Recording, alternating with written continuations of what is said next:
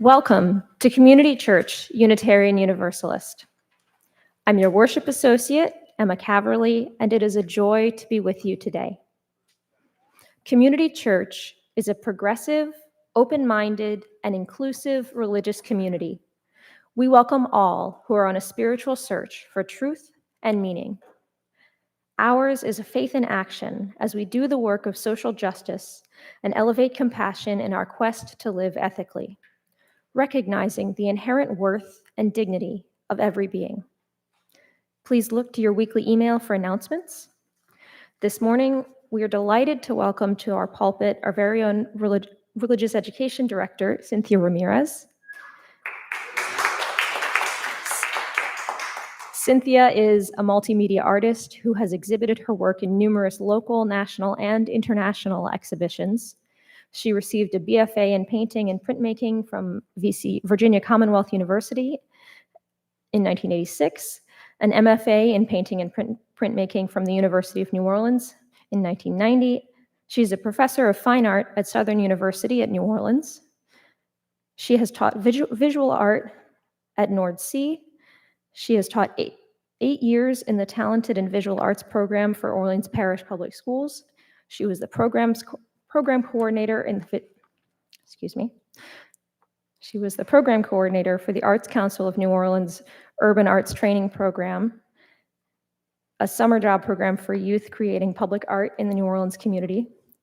She was inducted into the Louisiana Folk Life Center's Hall of Master Artists in July 2024 for her Day of the Dead altars, and she received the Adolph Gottlieb Emergency Assistant Grant and Joan Mitchell Emergency Assistant Grant in 2006.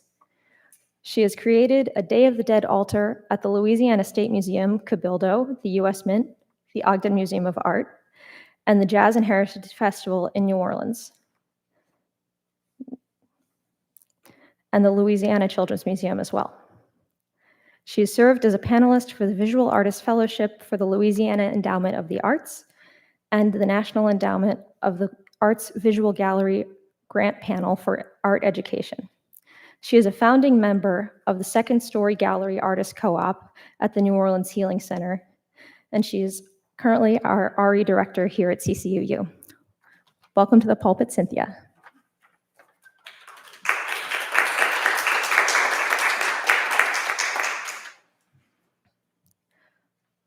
We would like to welcome any new and returning visitors today.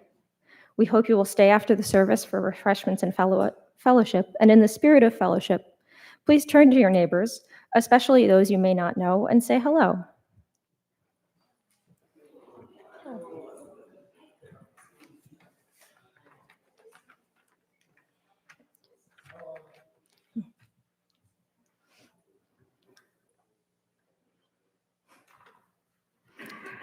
It is our ritual to light a chalice, invoking hope and eternal truth to our worship. Please join us in singing the words of our chalice lighting. We light this flame. The words are printed in your order of service.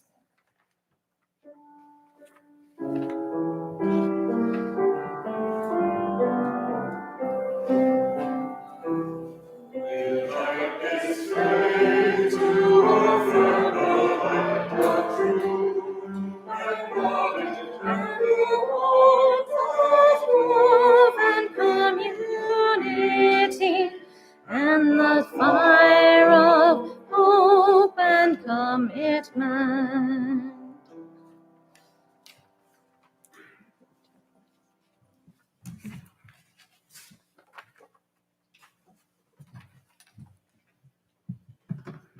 This is going up and down and up and down. So this reading is called The Thinning of the Veil by Sally Crow. The air has changed. The sound of the wind that moves through the trees now whispers of the cold winds to come. And the scent carries on the breeze is filled with wildflowers, herbs, and the ripeness of gardens. The ending of summer is a magical time of transition in which families organize their lives for children to go back to school, and northern folks began their preparation for the winter. Throughout humankind, Summer's End has been a time of harvest in which people have gathered with their families and communities to get things done. It is also a time in which we feel the loss of a beloved dead deeply. As memories that filter through their minds at this time are filled with the harvest and celebration we shared with our ancestors. Summer's End is also when the veil between the worlds noticeably begins to thin, making spirit visitations more common. The veil between the worlds is a metaphor for the energetic barrier that separates the realm of the ordinary reality in which we live from the spiritual realms of the dead and nature. It's described as a veil as it is sometimes as thin as gossamer, and others more of a heavy drape. When it is thin, it is easier to see between the realms, and when it is dense, our vision is limited.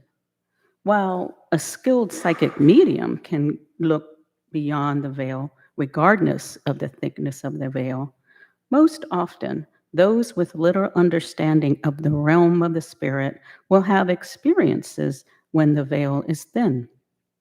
Just as those who are skilled will most likely find their lives filled with spirits at this time.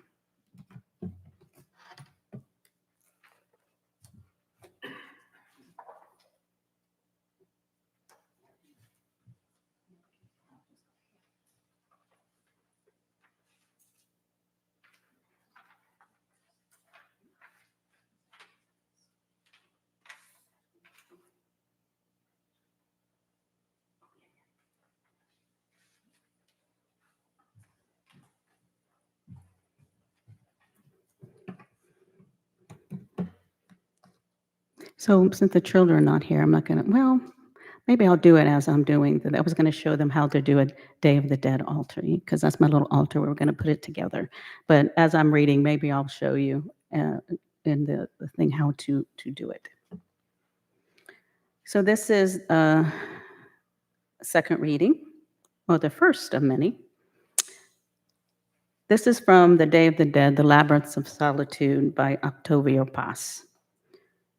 The solitary Mexican loves fiestas and public gatherings. Any occasion for getting together will serve. Any pretext to stop the how of time and commemorate men and events with festivals and cemeteries. I'm sorry, I'm on to the cemeteries today, and ceremonies. We are a ritual people, and this characteristic enriches both our imagination and our sensibilities, which are equally sharp and alert. The art of the fiesta has been debased almost everywhere else, but not in Mexico. There are few places in the world where it is possible to take part in a spectacle that are great religious fiestas with their violent primary colors, their bizarre costumes and dances, their fireworks and their ceremonies, and their inexhaustible welter of surprises, the fruit, the candy, the toys, and other objects sold on these days in the plaza and open air markets. Now, when I read that, I also think of New Orleans.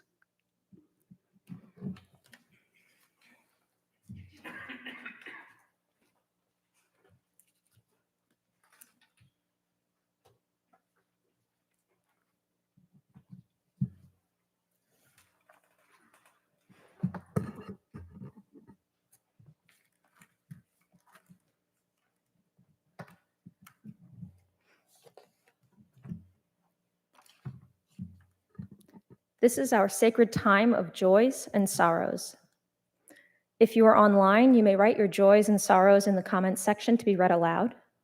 In person, you may write them on one of the cards being passed out by our greeters. Please remain seated as we sing our hymn, number 56, Bells in the High Tower. That's hymn 5-6.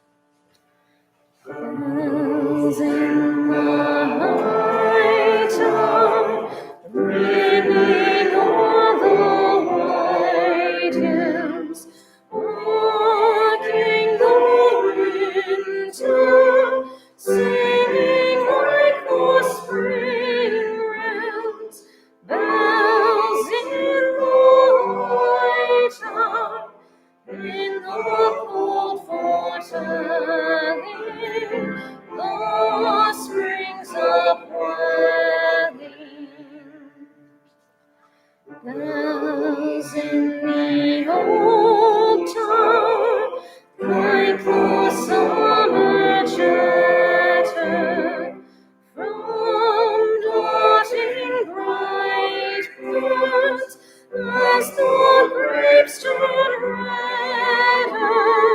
Bells in the old town, now the wine is brimming, new life beginning.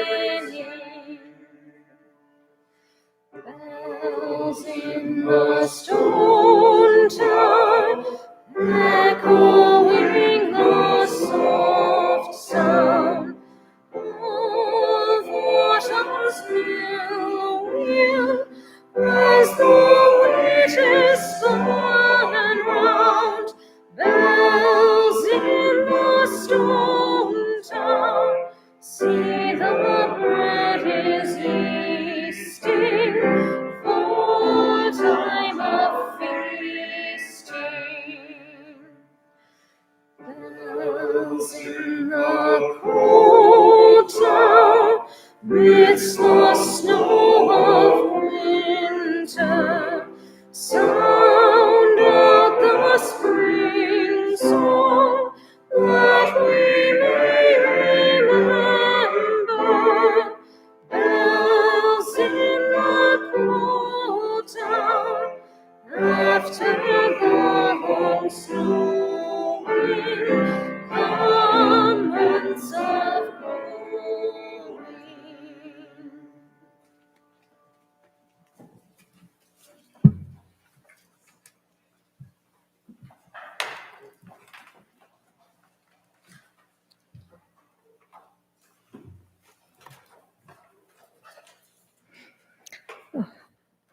We have a sorrow from Carolyn. My mother died suddenly on June 21st in Birmingham. So sorry.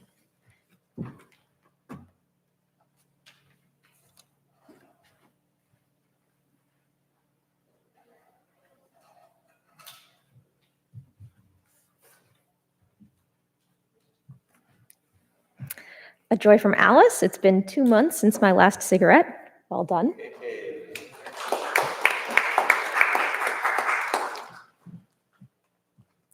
We will light 2 more candles.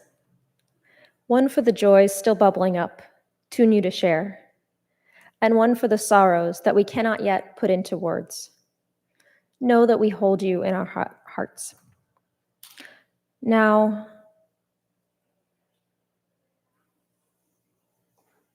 let us pause for a moment of silence, recognizing the joys and sorrows of those in our community, spoken and unspoken.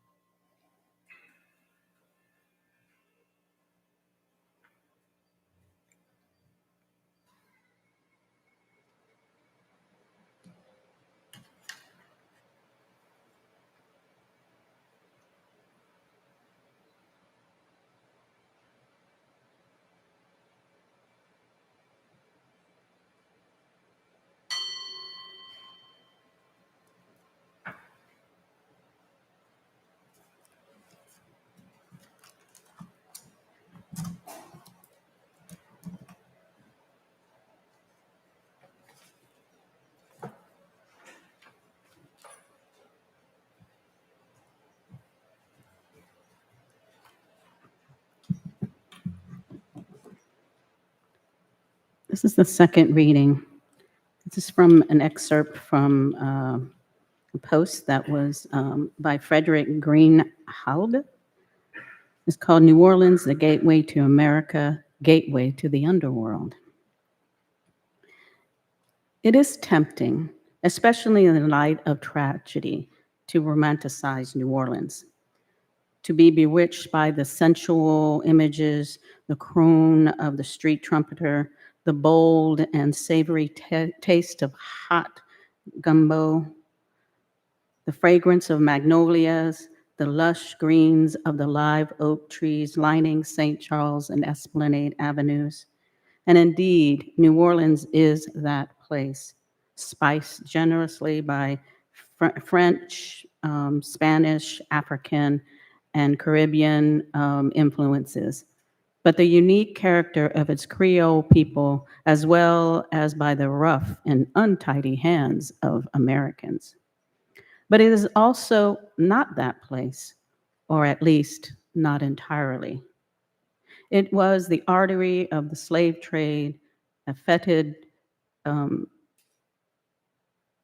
swamp city, subject to frequent epidemics, and a place of Jim Crow segregation with a legacy that continues into the economic segregations of today.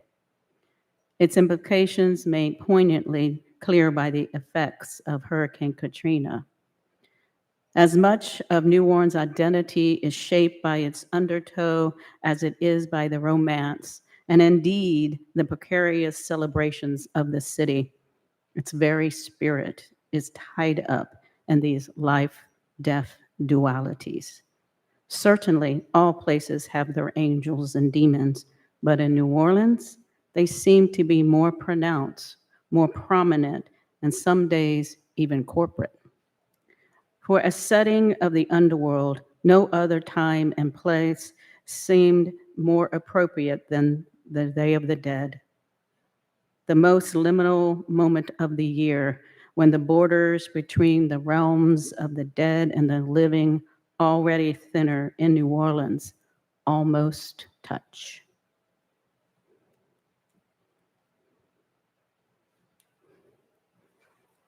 So we keep talking about this veil. Most cultures talk about this veil this time of the year, that it's thin. That's why it's easier for the spirits to come over.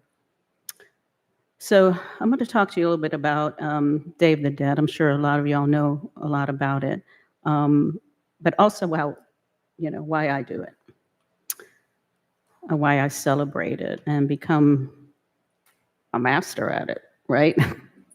So silly. But anyways, so the Day of the Dead is celebrated all over Latin America, but is the most beautiful in Mexico.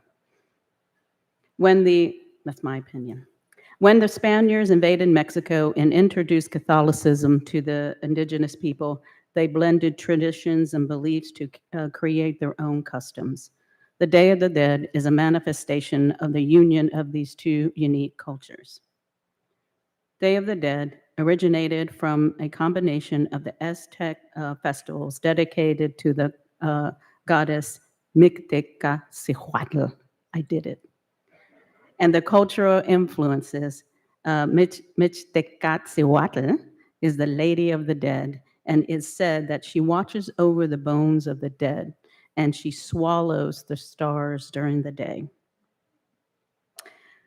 The church rejected the Aztecs' beliefs and turned it into All Saints' Day and All Souls' Day, making it on 2 days to fall into the Catholic calendar.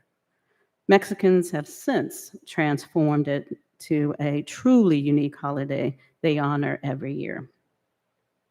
Now, the Aztecs had many levels of death. You are rated on how you died, and there would be celebrations of the dead at a certain time of the year. The highest level of death for a man was as a warrior who died in battle. And the highest level of death for a woman is when she died during childbirth. This revered celebration took place around November. So as the Spanish tried to convert the Aztecs to Catholicism, they coordinated with all Catholics' All Saints' Day and All Souls' Day, which of course is November 1st and November 2nd. It is a day to celebrate and remember and prepare special foods to honor those who have departed.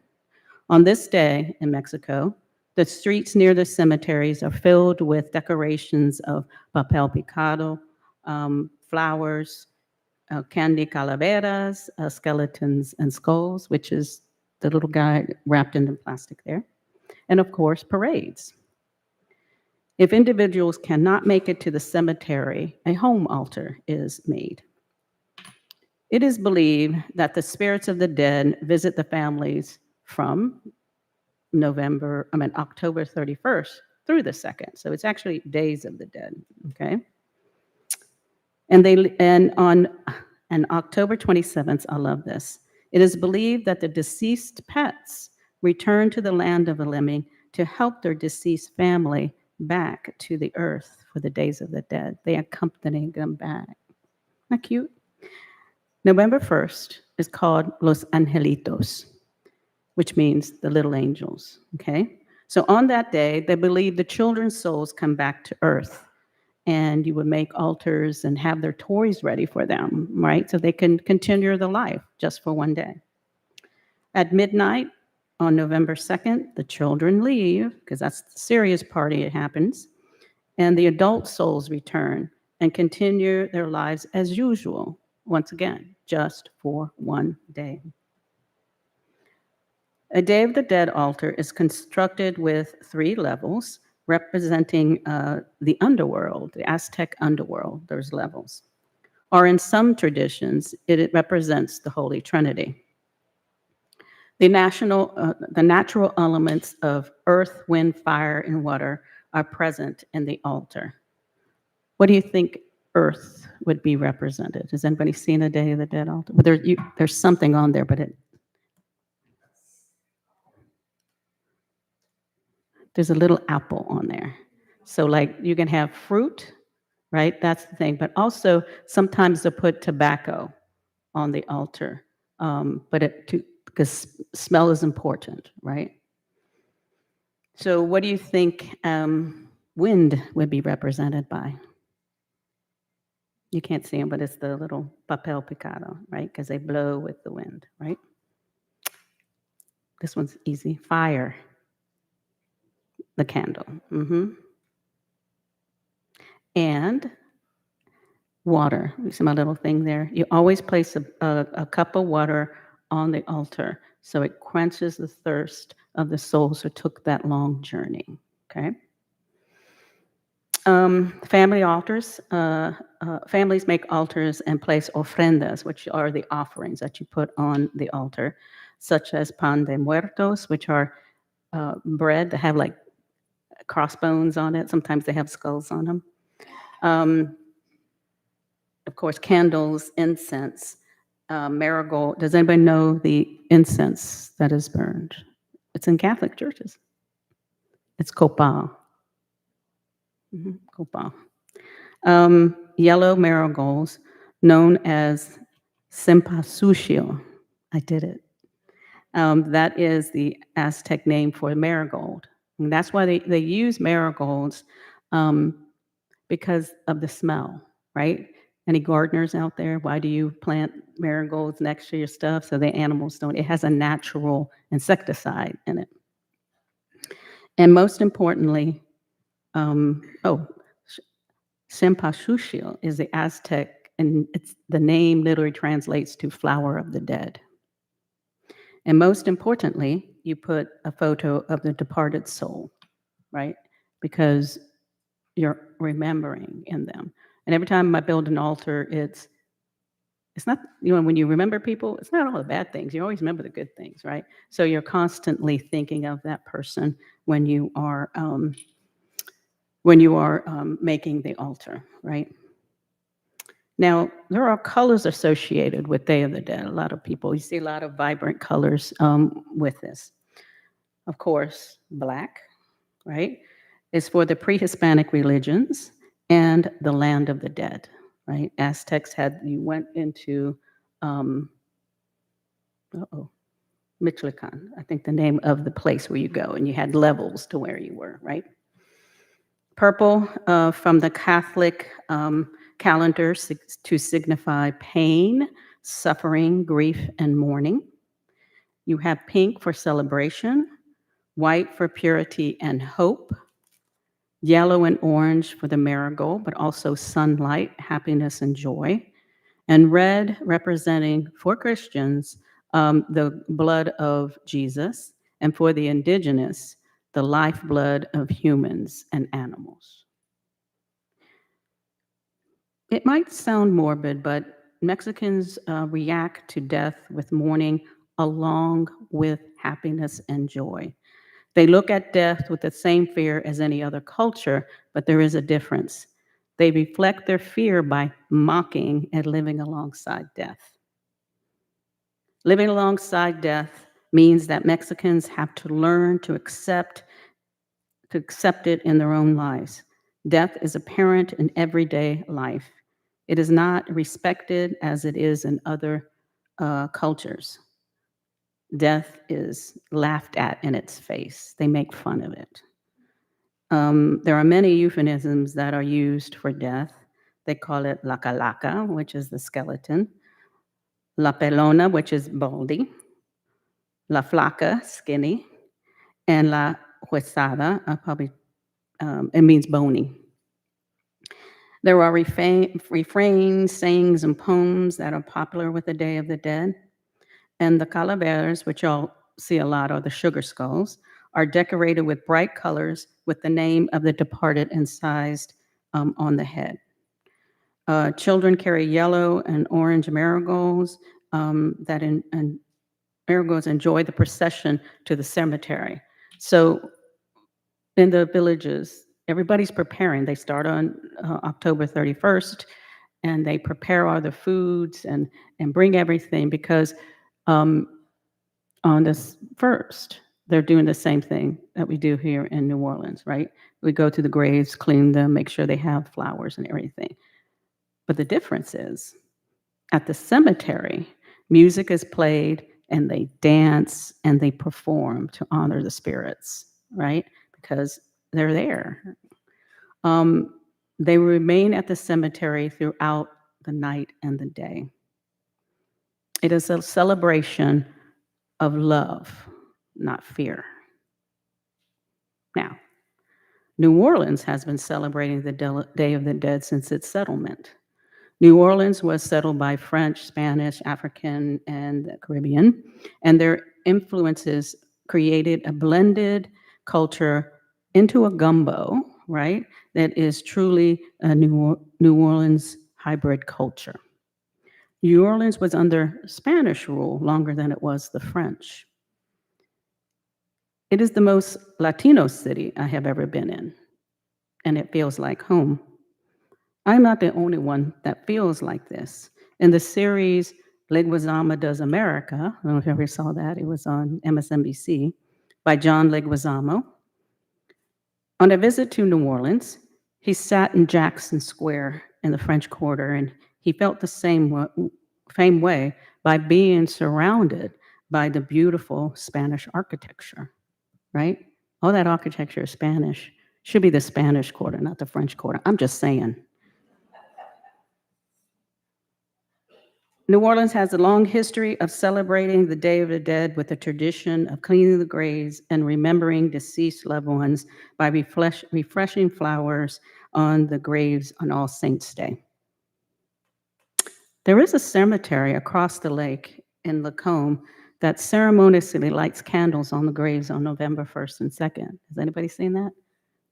A lot of people don't know that. It's really, I haven't found it. It's elusive.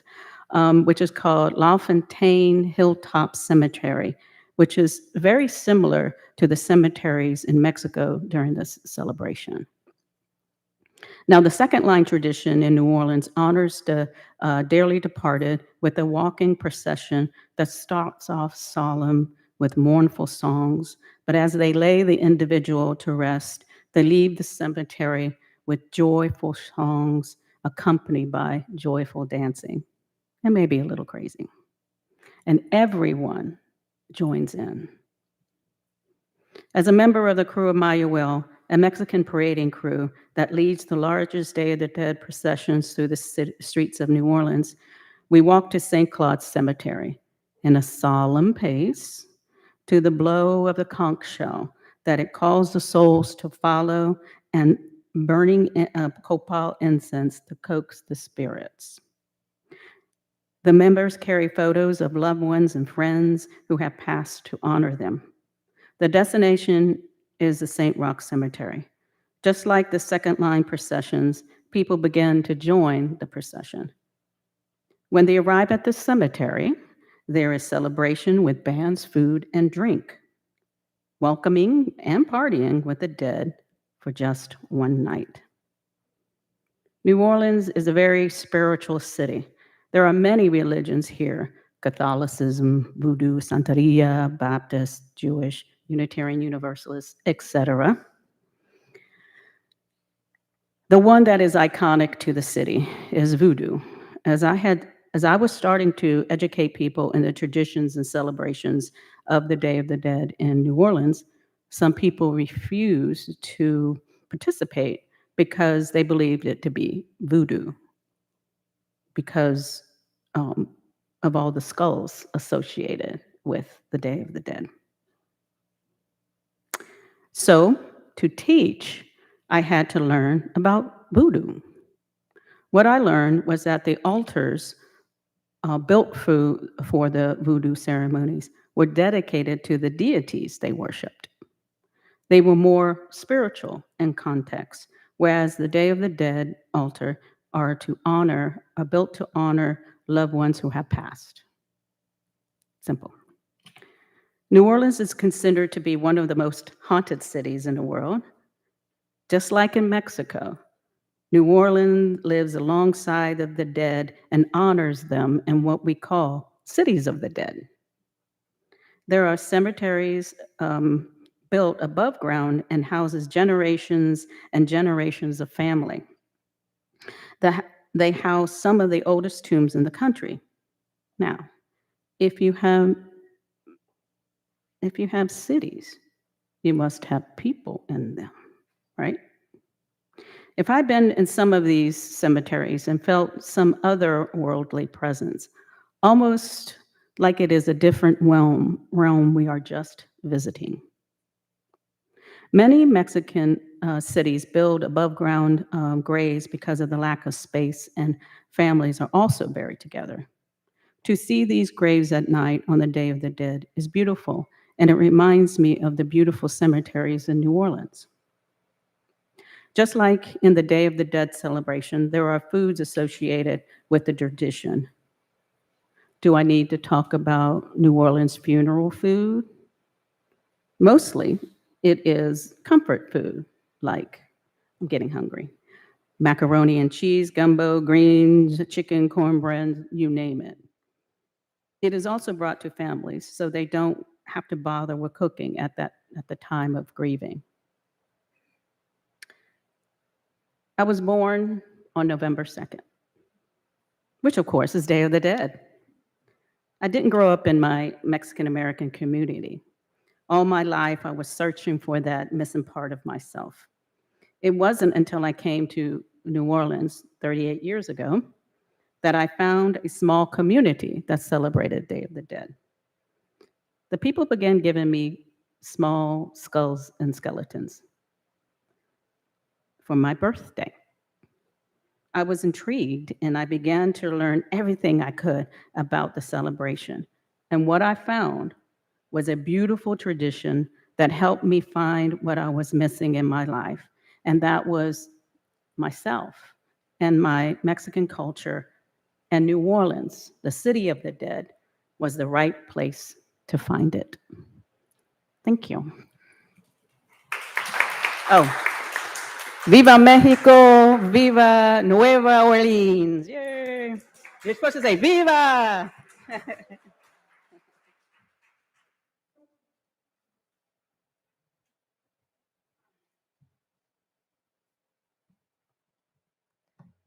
Thank you, Cynthia.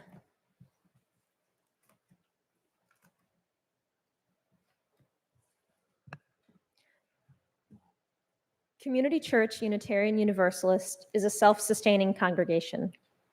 Members and friends' generosity help us do the sacred work of bringing justice, spirituality, and compassion to our community and beyond. You can give online, by text, or in person this morning. See the back of your order of service for information about giving by text. You may remain seated for our hymn, number 1011 in the teal hymnal. Return again, that's 1011 in the teal hymnal.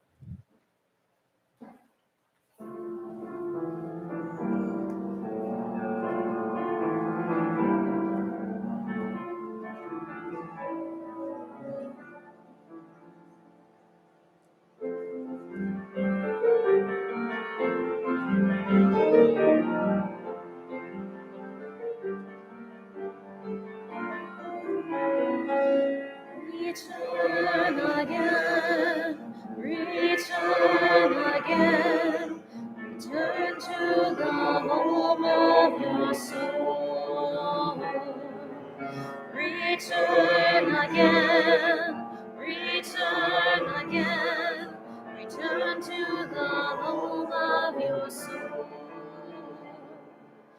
Return to who you are, return to what you are, return to where you are, born and reborn again, return again, return again, return to the home of your soul. Return again, return again, return to the home of your soul. Return to who you are, return to what you are, return to where you are, born and reborn again, return again, return again, return to the home of your soul. Return again, return again, return to the home of your soul. Return to who you are, return to what you are, return to where you are, born and reborn again, return again, return again, return to the home of your soul.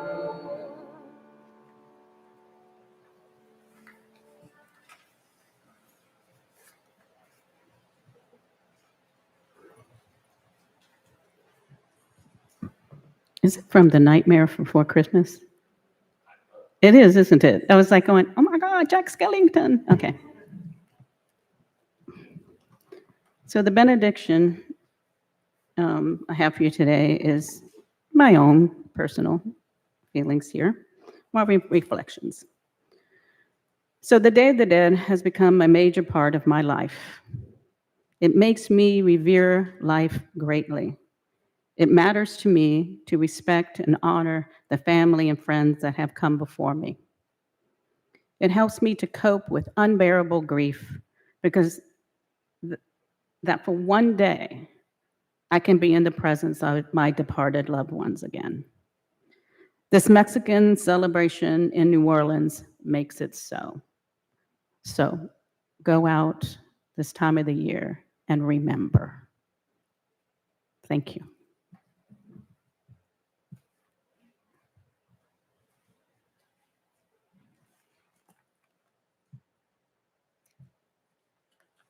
Please rise as you are willing and able for our closing hymn, number 1068 in the teal hymnal, Rising Green, 1068.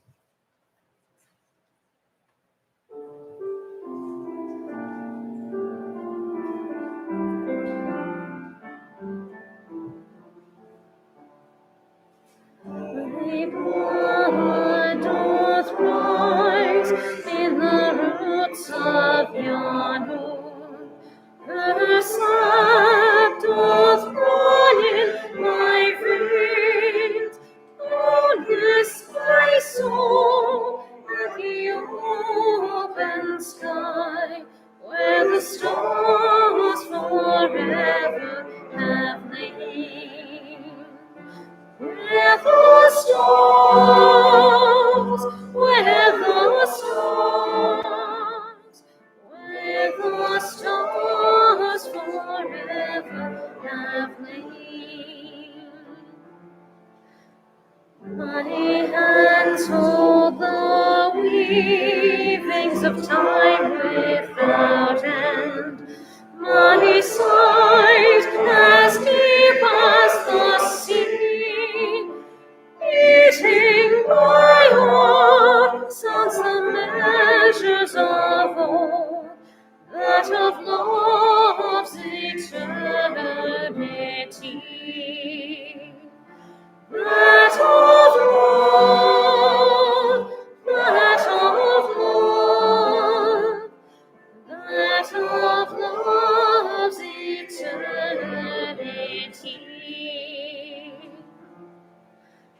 I feel the tides as they answer the moon, rushing on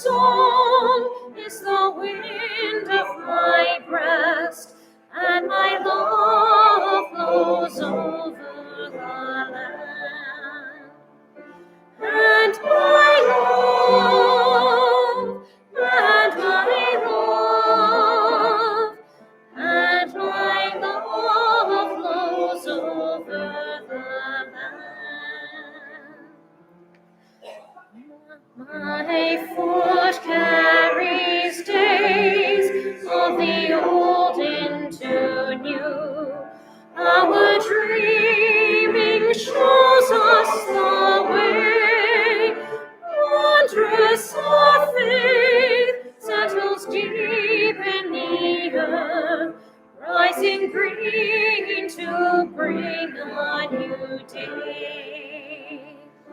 Rising green, rising green, rising green to bring a new day. Please remain standing for our chalice extinguishing. We extinguish the chalice here, that it might glow gently in our hearts. May it light your path as you leave this place. May it guide your way until we are together again. Please join us for refreshments and conversation in the fellowship hall.